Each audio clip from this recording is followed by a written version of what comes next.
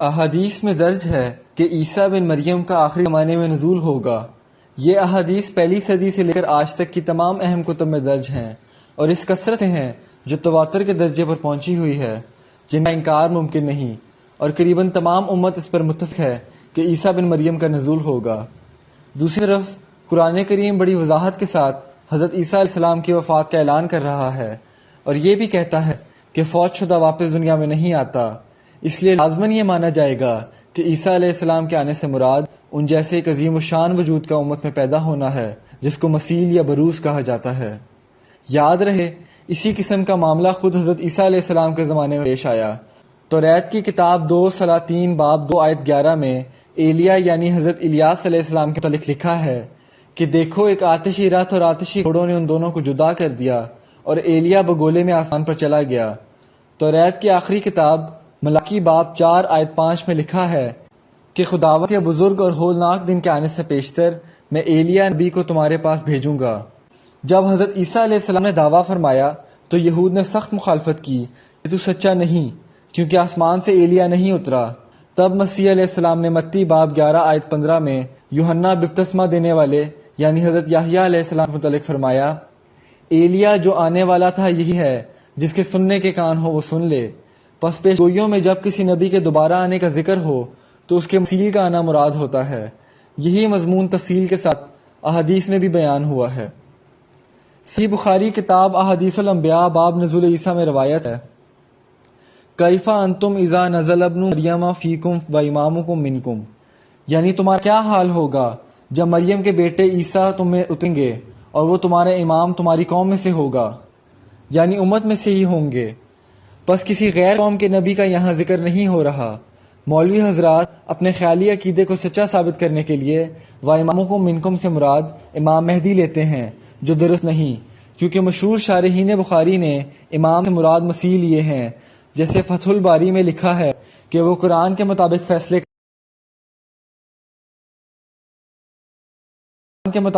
کریں گے، نہ کہ انجیل کے مطابق۔ مہدی کے بارے میں تو یہ گمان پیدا نہیں ہو سکتا کہ وہ انجیل کے مطابق فیصلے کریں گے۔ یہ گمان صرف حضرت عیسیٰ علیہ السلام کے بارے میں پیدا ہو سکتا ہے، جس کا یہاں رد کیا گیا ہے۔ پس یہاں امام سے مراد عیسیٰ بن مریم ہیں، جو امت کے ایک ہی فرد ہوں گے۔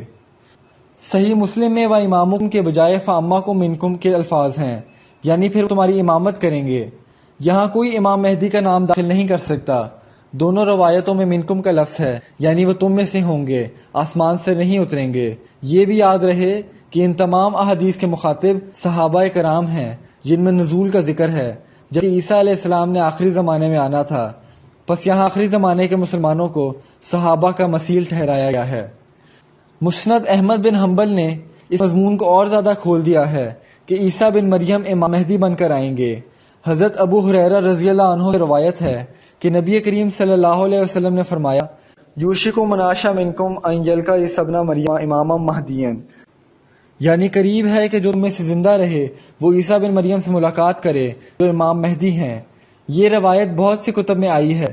سنن ابن ماجہ میں بھی یہی مضمون بیان ہوا ہے کہ لل مہدی الا عیسیٰ ابن مریم، کہ امام مہدی ہی عیسیٰ بن مریم ہیں۔ یہ حدیث امام حاکم کی کتاب مستدرک امام حاکم، ابو نعیم اصبہانی کی کتاب حلیۃ الاولیاء، علامہ خطیب بغدادی کی کتاب تاریخ بغداد اور نعیم بن حماد کی کتاب الفتن میں آئی ہے۔ مصنف ابن ابی شیبہ میں بھی یہ روایت آئی ہے۔ نیز یہ روایت بھی ہے کہ المہدی عیسیٰ بن مریم، کہ امام مہدی ہی عیسیٰ بن مریم ہیں۔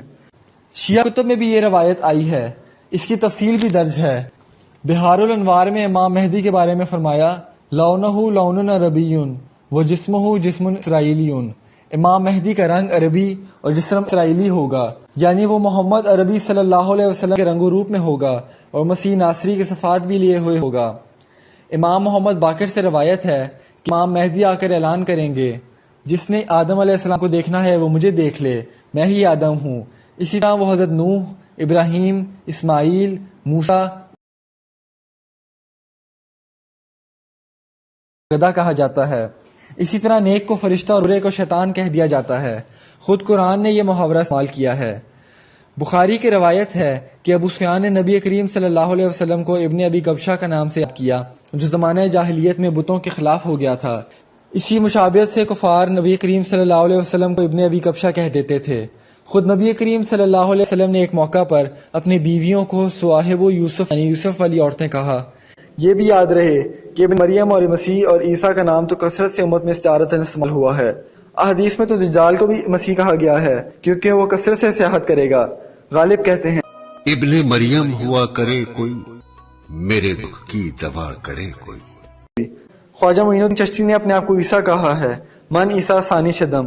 حضرت شمس تبریز بھی اپنے آپ کو عیسیٰ کہتے ہیں۔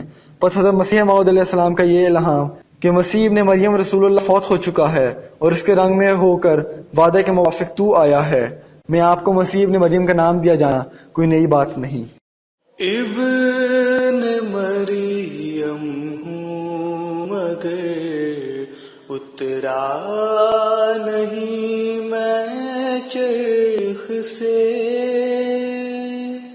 نیز مہدی ہوں مگر بے تیغ اور